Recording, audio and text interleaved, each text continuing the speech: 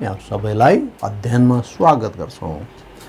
आउनुहोस् हामी पुस्तक रोमी 13 अध्याय 8 पद पढौं। एक अर्कालाई प्रेम गर्नु बाहेक कुनै पनि कुरामा कसैको ऋणी नहौ, किनकि जसले अर्कोलाई प्रेम गर्दछ उसैले व्यवस्था पूरा गरेको छ। आमेन।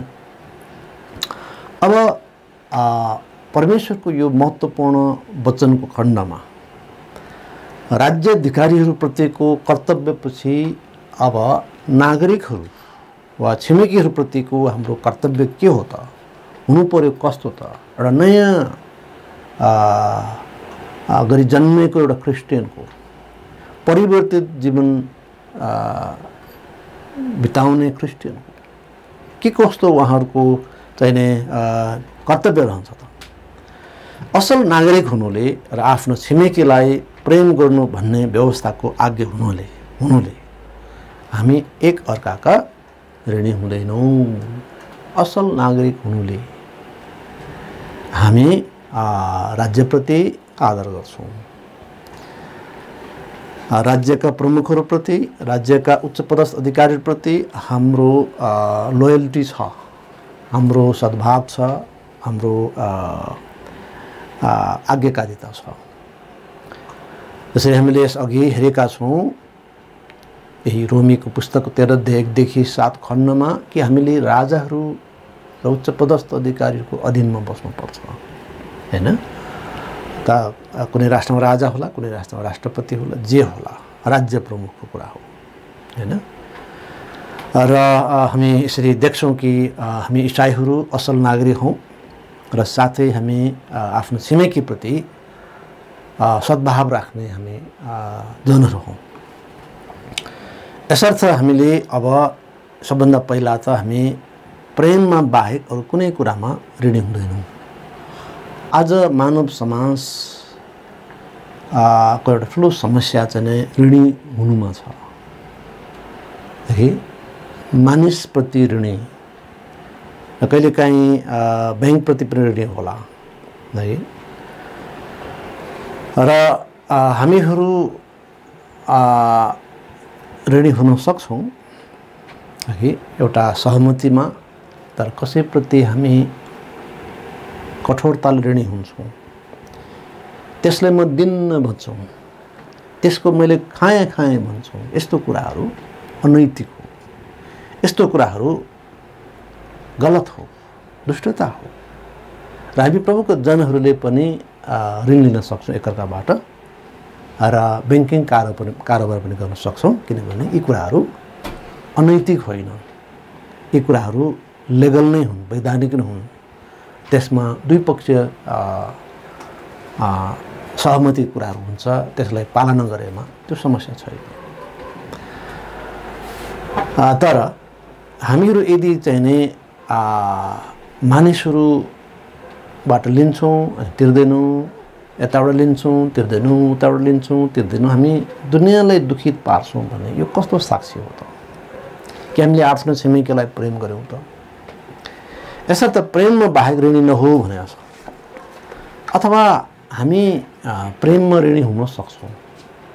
कसैले मलाई केही रुपैयाँ दियो र यो भन्नुभयो कि यो चाहिँ तपाईँलाई दिएको हो, यो फिर्ता पर्दैन। अब त्यो अवस्थामा प्रेममा दिएको हो र म त भन्छु त्यसो गर्नु पर्दैन थियो, तरै पनि उहाँको प्रेमले हैन स्वैच्छिक निर्णयले त्यो गर्नुहुन्छ, म एक किसिमले ऋणी भएँ, तर त्यो प्रेममा हो। र यसरी नै मैले कसैलाई दिएँ र मैले भने तपाईँले फिर्ता गर्न पर्दैन, एक किसिमले ऋणी त हो, तर त्यो प्रेममा हो। प्रेममा ऋणी हुन सकिन्छ है। र हामी ख्रिस्टीय जीवन बाँच्न अनुग्रहबाटै बाँचेका छौँ। हामी एकअर्कामा सधैँ प्रेममा ऋणी छौँ है। र हामीले एकले अर्कोलाई गुण लागिरहेका छौँ होला। अरूले म प्रति जति ऋण लगाए वा गुण लगाए, मैले त्यति गुण लगाउन सकिनँ होला। तर जे होस् हामीहरूको चाहिँ नै प्रेममा हाम्रो आदान प्रदान छ है। प्रेममा ऋणी हुनु ठिकै छ। एक अर्कालाई प्रेम गर्नु बाहेक कुनै पनि कुरामा कसैको ऋणी नहो, हैन। प्रेम गर्नु, प्रेममा हामी लिन सक्छौँ। तर हामीले कसैबाट लिएर नदिनु भनेको त्यो दुःखद कुरा हो। यसरी जसरी हामी राज्यप्रति उत्तरदायी छौँ, अब छिमेकीप्रति पनि समाजप्रति पनि उत्तरदायी छ। समाजमा अब जहाँ तपाईँले घर बनाउनु भएको छ हैन, त्यहाँ तपाईँले तिर्नुपर्ने कुराहरू होला, ढलको पैसाको कुरा होला हैन, बाटोको पैसाको कुरा होला, अरू कुराहरू होला हैन, तपाईँले तिर्नु आवश्यक छ। यदि तिरिएन भने के हुन्छ, त्यो टोलमा तपाईँ एउटा यस्तो साक्षी बन्नुहुन्छ कि फलनाले खान्छ मात्रै तिर्दैन, आफ्नो जिम्मेवारी पुरा गर्दैन। यो कति नराम्रो गवाई हो त हैन। यसैले हामी ऋणी बन्नुहुन्न हैन। तिर्न त पर्छ, ढिलो चाँडो तिर्ने हो, तर नतिर्ने मनस्थिति हैन, सहमति विपरीत कार्यहरू चाहिँ नै के हुन्छ त, अवैध हुन्छ, गलत हुन्छ। त्यसैले पहिलो कुरा चाहिँ यो भनिएको हो। यसैले तिर्नुपर्ने कुरा हामीले तिर्नु पर्दछ। तर प्रेममा भने हामीहरू सदालाई ऋणी हुन सक्छौँ, एकअर्कामा ऋणी हुन सक्छौँ है। त भएकाले नभएकालाई दिनु भन्ने प्रभुको आज्ञा छ। त नभएका त निश्चित रूपमा त्यो ऋणी त हुन्छ नै, अनि त्यो हुन्छ हैन, त्यो सम्भव छ, त्यो नराम्रो कुरो होइन हैन। र लिनेले नलिँदाखेरि दिनेलाई पनि नमजा हुन सक्छ। मैले प्रेम साथ दिएँ तर उहाँले दिनु भएन हैन, त्यो पनि राम्रो कुरो होइन। घटिकन नहुनेहरूलाई कसैले दिन्छन् धन्यवाद साथ लिनु पनि राम्रो कुरा हो है। तथापि हामी यो पनि सोच्नुहुन्न कि हामी सधैँ मानिसमा अपेक्षा गर्नुपर्छ, त्यो पनि होइन। यी सबै कुरा प्रेमको कारोबार हो, इमान्दारीको सवाल हो। यसर्थ प्रेमको सेवालाई अनुग्रहको सेवा पनि भन्न सकिन्छ है। र यस अनुग्रहमा प्रशस्त हुनु परमेश्वरको इच्छा पनि हो।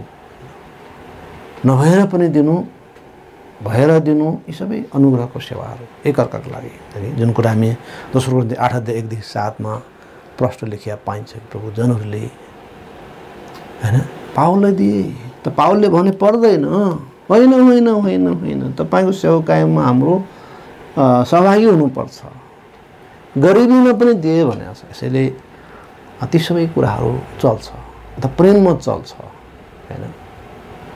त पावललाई थाहा थियो उहाँलाई अभाव छ, त्यही पनि उहाँले दिनुभयो प्रभुको कामको लागि। अनि पावल प्रेममा ऋणी हुन तयार भए। त्यस ख्रिस्टीय प्रेममा यो हुन्छ। तर यस बाहेक चाहिँ हामीले लिने नतिर्ने, यताबाट लिने, म भोलि तिरिहाल्छु भन्ने, अनि लिने अनि नतिर्ने, एक महिनापछि भेट्दाखेरि त्यस्तै भयो, म भोलि नै तिरिहाल्छु भन्ने, फेरि पनि त्यसरी यो किसिमको कुराहरू होइन। एउटा क्रिस्चियनले अब जिउन त्यसरी होइन। र 9 पदले भनेको छ, किनकि व्यभिचार 13 पद, किनकि व्यभिचार नगर्नु, हत्या नगर्नु, चोरी नगर्नु, झुटो गवाही नदिनु, लोभ नगर्नु भन्ने आज्ञा र अरू कुनै आज्ञा छ भने ती सबैको सार यही कुरामा, अर्थात् तिमीले आफ्नो छिमेकीलाई आफूलाई चाहिँ प्रेम गर्नु भन्ने कुरामा छ हैन। जति पनि 10 आज्ञाका बाँकी आज्ञाहरू छन् हैन। व्यभिचार नगर्नु यो 7औं आज्ञा हो हैन। 7औं आज्ञा हो हैन। त्यस्तै गरी हत्या नगर्नु भन्ने छ, यो चाहिँ नै 6औं आज्ञा हो। चोरी नगर्नु भन्ने छ, यो चाहिँ 8औं आज्ञा हो। झुटो गवाही नदिनु यो 9औं आज्ञा हो। लोभ नगर्नु 10औं आज्ञा। यसरी यो जति पनि आज्ञाहरू छ 10 आज्ञाका अघिल्ला 4 आज्ञाहरू परमेश्वरसँग सम्बन्धित छ, त्यसपछि 5औं चाहिँ बुवा आमासँग सम्बन्धित छ, र बाँकी जति पनि 6वटा बाँकी जति पनि 5वटा आज्ञाहरू जति छन् ती सबै चाहिँ नै छिमेकीसँग सम्बन्धित छ। त्यसकारणले 10 आज्ञाको दोस्रो खण्ड जो हो यहाँ चाहिँ उल्लेख भएको छ, र समाजमा हाम्रो कर्तव्यहरूको परिपालनका निम्ति यी आज्ञाहरू दिएका हौँ। हामी कसरी जिउने त समाजमा, र हामी संसारको होइनौँ तर संसारमा त छौँ नै। तर के का रूपमा हुने हो? ठेसको रूपमा होइन, तर नुनको रूपमा वा मिठासको रूपमा हैन। यो यसरी हुने हो। हामी जहाँ बसेका छौँ त्यस टोलमा हामी नुन बन्ने हो, मिठो बन्ने हो। यतै झगडा उतै झगडा, हामी कति नराम्रो साक्षी बन्छौँ र हामी प्रभुको आज्ञा तोड्छौँ वास्तवमा। यसैले हामी पाउँछौँ कि परमेश्वरले हामीलाई राज्यप्रतिको कर्तव्यप्रति, अब छिमेकीप्रतिको कर्तव्यहरूमा हामीलाई सिकाइरहनु भएको छ। एउटा क्रिस्चियन जो ख्रिस्टमा आएको छ, नयाँ भएको छ, अब कसरी जिउने त? अब 10 पदमा लेखिएको छ, प्रेमले आफ्नो छिमेकीको कुनै खराबी गर्दैन, यसकारण प्रेम गर्नु नै व्यवस्था पुरा गर्नु हो। हेरे हामीले छिमेकीसँग गरिने गैर जिम्मेवारीपन, गैर इमान्दारिता, अपराधले छिमेकीलाई चोट पारिन्छ, पीडित बनाइन्छ। त्यो खराब कुरा हो र त्यो प्रेममा यसरी हामी गर्न सक्दैनौँ, अथवा त्यो प्रेमको चाहिँ नै अवस्था होइन। यसर्थ 10 आज्ञाहरूमा पछिल्ला 5 आज्ञाहरूको वास्तवमा हामीले त्यो अवस्थामा छिमेकी विरुद्ध हामी खराबी गर्छौँ, पाप गर्छौँ। यसर्थ 10 आज्ञा मूलतः 2 भागमा बाँडिएको छ, अथवा 2 भागमा चाहिँ नै यो चाहिँ आएको छ। पहिलो चाहिँ के त? परमेश्वरले आफ्नो सम्पूर्ण हृदयले, सम्पूर्ण मनले र सामर्थ्यले प्रेम गर्नु। र अर्को चाहिँ नै आफ्नो छिमेकीलाई आफूलाई जस्तै प्रेम गर्नु, होइन? त्यसैले सीमा नसार्नु। सीमा सार्दा मानौँ कि तपाईँ छिमेकीले एक बित्ता तपाईँतिर आएको खण्डमा तपाईँ मन कति दुख्ला, ठिक त्यही कुरा हो। छिमेकीलाई त्यो हुन्छ। सर त्यसो भए सीमा नसार्नु। र पुरानो नियम लेखिएको छ कि अघिका सीमानहरू नसार्नु भने। जति पनि बुढाहरूले सारेर राखेका हुन्छ, एउटा कुनै समयमा सहमति भएका सीमानहरू सार्नुहुन्न, होइन? कति मानिसहरू त्यस्तै हुन्छ। यस वर्ष एक कोदालो सार्यो, त्यो भने 6 इन्च हो, अर्को वर्ष अर्को 6 इन्च सार्यो। यो प्रकारले सीमा मिच्नेहरू पनि हुन्छ। त्यो राम्रो लाग्दैन, अर्को छिमेकीले राम्रो लाग्दैन, त्यो त तपाईँको लागि पनि हो। त्यसो भए हामी त्यसो नगरौँ। यसरी हामी पाउँछौँ कि हाम्रो महत्त्वपूर्ण जिम्मेवारी छ, जस्तै हाम्रो राज्यप्रति थियो त्यो छिमेकीप्रति पनि हाम्रो छ। र अब 3:11 पदमा हेर्नेछ, अनि समय चिन अब त निन्द्राबाट बिउजने घडी आइपुगेको छ, किनकि अहिले हाम्रो मुक्ति हामीले विश्वास गरेको समयभन्दा नजिकै छ। अब छिमेकीप्रतिको व्यवहार, होइन, चाहिँ नै यो समयको निकटताको ज्ञानले पनि प्रभाव पार्छ। धेरै पटक के हुन्छ भने समाजका बुढाहरू अथवा कति मानिसहरू मानौँ कि ऊ सदा बाँच्छ, होइन, सदा बाँच्छ जस्तै गरी चाहिँ नै त्यो किसिमको व्यवहार गर्छ, है। तर हामी विश्वासीजनहरूले समयको निकटता पनि बुझेर के थाहा हामी भोलि मर्छौँ, होइन? तर यो समाजले जहाँ हामी तपाईँ हामी बस्नु, त्यो छिमेकले त्यो फलाना मान्छे कति राम्रो मान्छे थियो, त्यसरी गवाई दिनु असल कुरा हो। त्यो मऱ्यो ठिकै भयो भन्ने कुरो राम्रो होइन।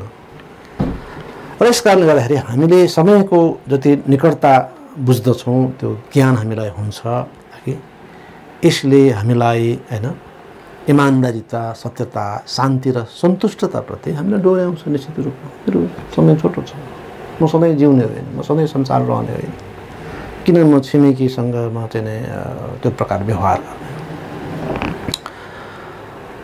यसर्थ हामीले समयको निकटतालाई पनि बुझ्न आवश्यक छ। र यस कारणले समय चिन अब त निन्द्राबाट बिउजने घडी आइपुगेको छ, किनकि अहिले हाम्रो मुक्ति हामीले विश्वास गरेको समयभन्दा नजिकै छ, होइन? हामीले समयको निकटतालाई हामीले बुझ्नुपर्छ, है।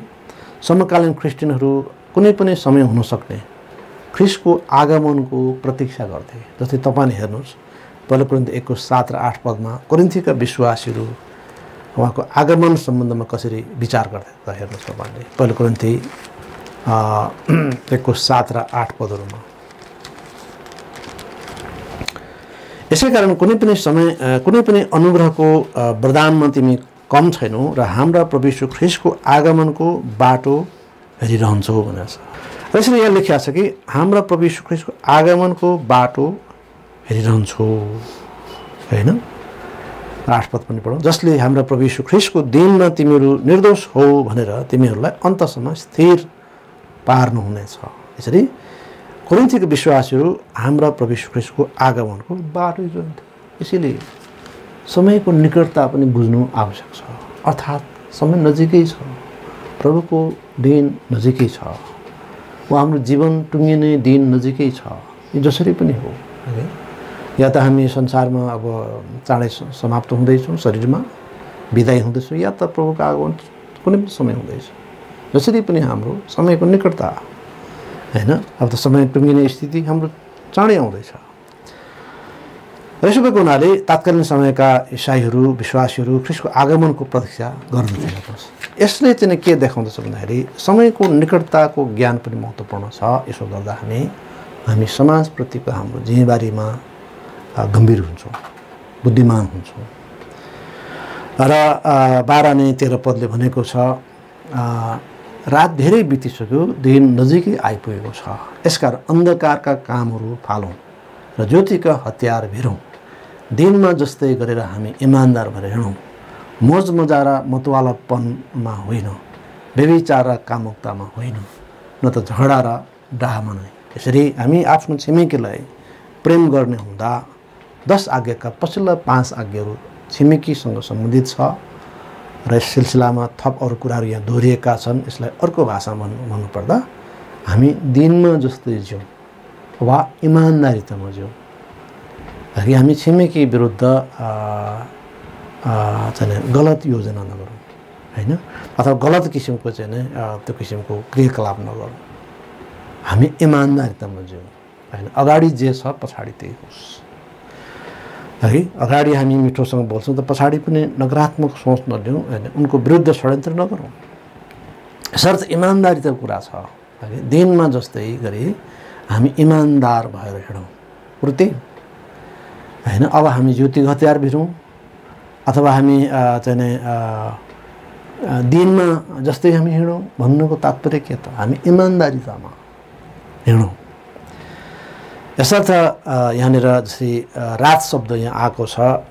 बाइबलले जब रात भन्छ त्यो रात नै हुन्छ, तर कहिलेकाहीँ चाहिँ नै यसले साङ्केतिक अर्थ पनि दिन्छ। र यहाँनिर जस्तै कि रात भन्दाखेरि आत्मिक अन्धकारले यहाँ जनाएको छ होइन, कि हामी चाहिँ नै त्यो प्रकारले नहिँडौँ होइन। र रातमा जसरी मानिसहरू हिँड्छन् त्यो किसिमले हामी नजिउँ, तर दिनमा जस्तै हामी जिउँ अथवा इमान्दारिता हामी जिउँ। र यसैले अन्धकार कामहरू फालौँ भनेको छ। अन्धकार काम अथवा रातका कामहरू फालौँ। त्यो भने के त भन्दाखेरिमा सबभन्दा पहिला त पुरानो मान्छेलाई फाल भनेको है। पुरानो मान्छे फाल, जुन कुरा एफिसी 4 को 22 पदले भनेको छ, पुरानो मान्छेलाई फाल। अर्थात् तिनै अन्धकारको काम गर्ने, तिनै हत्या गर्ने, व्यभिचार गर्ने, चोरी गर्ने होइन, झुट बोल्ने अथवा लोभ गर्ने, यी सबै गतिविधि गर्ने होइन। रातमा जसरी उत्पटाङ काम गर्छन्, दुष्टतापूर्ण काम गर्छन् मानिसहरू, त्यस्तै किसिमले जिउने काम गर्ने। यसर्थ हामी यस्ता कार्यलाई हामी नगरौँ, किनकि पुरानो मान्छे अनुसारको हो।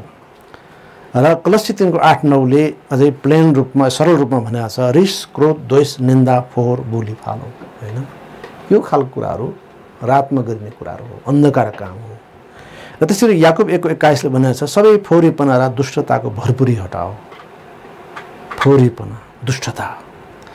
र पहिलो पत्रुस 2:1ले भनेको छ, सबै वैरभाव, सबै छल कपट डाहा र सब प्रकारका निन्दा हटाओ होइन। यस्ता यस्ता कुराले गर्दा होइन छिमेकमा वा अरू मानिसप्रतिको हाम्रो व्यवहारमा समस्या आउँछ। र एफिसी 6 को 11-18ले भनेको छ, ज्योतिको हतियार भिरौँ। अनि नयाँ मान्छेले पहिरौँ होइन। नयाँ मान्छे अर्थात् धार्मिकताको मानिस वा पवित्र आत्मानुसारको मानिस। अब हाम्रो नयाँ मानिस जीवित भएको छ है। र अब हामीले चाहिँ नै ख्रीष्टलाई पहिरनु पर्छ है त। त्यही कुरा भने हो 14 पदमा, तर ख्रीष्टलाई पहिर होइन। अनि कुकामनाहरू पुरा गर्नलाई शरीरका लागि कुनै प्रबन्ध नगर। यसकारणले गर्दाखेरि अब हामीले 7 पद त्यही कुरा हामी पाउँछौँ, ख्रीष्टलाई पहिर भनेको छ। गलाती 3 को 27 त्यो कुरा भनेको छ। र हामी देख्छौँ कि पावलको जीवनमा पनि हामी त्यो देख्छौँ कि उनले ख्रीष्टलाई पहिरेको छ। हिजो त्यो थिएन है।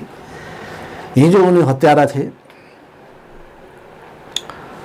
र स्टेफनसको हत्यामा उनी संलग्न थिए, जुन कुरा प्रेरित 7 को 58 लेखिएको छ है। त उनको जीवन परिवर्तन भयो, प्रभुले अनुग्रह गर्नुभयो। अब उनी ख्रीष्टमा आइसकेपछि उनी आफै होइन तर प्रभुमा भरोसा गरे र उनले भनेका छन् पहिलो कोरिन्थी 15:10 मा है कि म जे छु उहाँको अनुग्रहले छु। कति ठुलो परिवर्तन, कति ठुलो बदलाव, यही नै भने हो है कि हामीले ख्रिस्टलाई पहिरनुपर्छ अथवा अब ख्रिस्ट जस्तै हुने हो। ख्रिस्ट ज्यादै उच्च हुनुभए तापनि नीच हुनुभयो, महिमित हुनुभए तापनि एकदमै सामान्य गरिबी सबै असहायपनमा उहाँ आउनुभयो। त पावलले भनेका छन् त म जे छु परमेश्वर अनुग्रहद्वारा नै छु अनि मलाई दिइएको उहाँको अनुग्रह व्यर्थ भएन, तर मैले उनीहरू सबैले भन्दा साह्रै बेसी मेहनत गरेँ, तरै पनि मैले होइन तर मसँग भएको परमेश्वर अनुग्रहले नै हो। यसरी उनले बुझेका छन् कि मेरो कारणले होइन, म केही होइन, म त कति मूर्ख रहेछु, कति मूर्ख रहेछु कि म एकदमै धर्मी ठान्थेँ आफूलाई, तर म ज्यादै हत्या र दुष्टतापूर्ण काम गरिरहँदा पनि म ठिकै ठान्थेँ। कति मूर्ख मानिस म रहेछु। यसर्थ उनले ख्रिस्टमा आइसकेपछि अनुग्रहद्वारा जिएका थिए, विश्वासद्वारा जिउँथे। यसरी ख्रिस्टलाई पहिरेका पावल अब नम्र बनेको छ अनि उनी आफै होइन तर ख्रिस्टको अनुग्रहद्वारा बाँचेको छ भने उनले व्यक्त गरेका छ। र ख्रिस्टको अनुग्रहद्वारा नै यी सबै उनले गरे, जे गरे प्रभुको अनुग्रहद्वारा गरे। यसर्थ यस खण्डमा हामीले छिमेकीप्रतिको जिम्मेवारीलाई 3टा भागमा बाँड्न सक्छौँ। पहिलो चाहिँ नि कसैको ऋणी नहो, 13:8 भनेको छ, रोमी 13:8 कसैको ऋणी नहो। अर्थात् हामी चाहिँ नि कसैले दान वा प्रेम स्वरूप केही कुरा दिनुहुन्छ होइन, सँगै बसिया छौँ, सागसब्जी हामी एकले अर्कोलाई आदान प्रदान गर्छौँ होइन, कयौँ कुराहरू हामी एकले अर्कोलाई दिन्छौँ, त्यो सबै कुरा हुन्छ, प्रेममा यी सबै कुरा हुन्छ। ऋणी भएकै हो तर प्रेममा हो, समस्या छैन। तर प्रेममा बाहेक अरू कुरा ऋणी हुँदैन। कसैबाट लिएको छ त्यो तिर्नुपर्छ भन्ने हाम्रो रेकर्डमा हुनुपर्छ, दिमागको रेकर्डमा कहीँ कतै हाम्रो हस्तिक लेखेर कतै कहीँ न कहीँ रेकर्ड हुनुपर्छ है, मैले दिनुपर्छ आपसी सहमति अनुसार। र कहिले काहीँ हुनसक्छ आफूको जुन वचन हो वा भनाइ हो त्यसमा हामी सायद असक्षम भयो त अनुरोध गर्न सक्छौँ, अनुनय विनय गर्न सक्छौँ, अनुरोध गर्न आग्रह गर्न सक्छौँ, त्यो ठिकै छ। तर हामी कसैको ऋणी नहो भनेको छ त हामी जबरजस्त तेरो पैसा मैले खाएँ, 1 खाएँ 2 खाएँ म अब तिर्दिनँ भन्ने मानिस पनि पाइन्छ। त्यस्तो होइन, त्यो राम्रो होइन। अब हामी क्रिस्चियन हौँ, हामी जेन्युन क्रिस्चियन हौँ, सच्चा क्रिस्चियन हौँ, खाँटी क्रिस्चियन हौँ, ख्रिस्टमा आएका छौँ, बचाइएका छौँ। अब हामी कसैको ऋणी हुनुहुन्न। र दोस्रो कुरा 8 पदले भनेको छ आफैलाई झैँ प्रेम गर्नु, आफ्नो छिमेकीलाई आफैलाई झैँ प्रेम गर्नु होइन, आफ्नो छिमेकीलाई आफैलाई झैँ प्रेम गर्नु। तपाईँलाई जे गरिँदा तपाईँको मन दुख्छ ठिक त्यही काम गर्दा छिमेकीको पनि दुख्ला होइन। तपाईँले आफ्नो मानौँ कि बगैँचा आफ्नो चाहिँ कम्पाउन्डमा कुनै बिरुवा रोप्नुभयो, छिमेकीले आएर काटिदियो भने के हुन्छ? तपाईँको मन कटक्क हुन्छ होइन, तपाईँकै कान काटे जस्तो हुन्छ। त्यस्तै गरी तपाईँले छिमेकीको रुख काटिदियो के होला होइन, त्यो किसिमको कुराहरू हुन्छ। त आफैलाई चाहिँ प्रेम त एकपटक जे म गर्दैछु त्यही काम छिमेकीले म प्रति गर्दा के हुन्थ्यो, जे म बोल्दैछु त्यही कुरा छिमेकीले बोल्दा के हुन्थ्यो भन्ने प्रकारले हामीले बुझ्नुपर्छ, सोच्नुपर्छ। त्यही कुरा रोमी 13:9 भने हो। र तेस्रो कुरा यहाँ हामी पाउँछौँ इमान्दार व्यवहार गर्नु, 13:13 पद। यसरी हामी अब रातमा जस्तो होइन, लुकी छिपी कसैको काँक्रा चोर्ने जस्तो कुरा होइन है, कसैको घेरौँला चोर्ने, कसैको फर्सी चोर्ने, यताउता त्यो होइन। पलक पलक दायाँ बायाँ हेऱ्यो, कसैको साग टापन टिपन गऱ्यो, एक छाक त लगिहाल्यो, त्यो होइन। त हामी इमान्दार व्यवहार गर्नुपर्छ। यसर्थ यहाँ 3वटा कुरा देखिन्छ। चुरो कुरा चाहिँ पहिलो चाहिँ नहो, दोस्रो आफूलाई नै प्रेम गर्नु छिमेकीलाई होइन, र तेस्रो चाहिँ इमान्दार व्यवहार गर्नु छिमेकीप्रति। यो सबै छिमेकीप्रतिको हाम्रो दायित्व, हाम्रो जिम्मेवारी। जस्तो कि यस अघि हामीले हेऱ्यौँ राज्यप्रतिको हाम्रो दायित्व, जिम्मेवारी होइन। र अब हामीले चाहिँ नै छिमेकीप्रति पनि त्यसरी आफ्नो दायित्व छ, त्यो पुरा गर्नुपर्छ। र प्रभुले तपाईँहरू सबैलाई यस वचनमा आशीष दिनुभएको होस्। निश्चित रूपमा तपाईँहरू यसअनुसार जिर्नु भएको छ जिउनु हुने हामी अपेक्षा गर्छौं र यसरी नै हामी असल नागरिक बन्छौं, असल छिमेकी बन्छौं। प्रभुले तपाईहरु सबैलाई आशिष दिनुभएको होस्।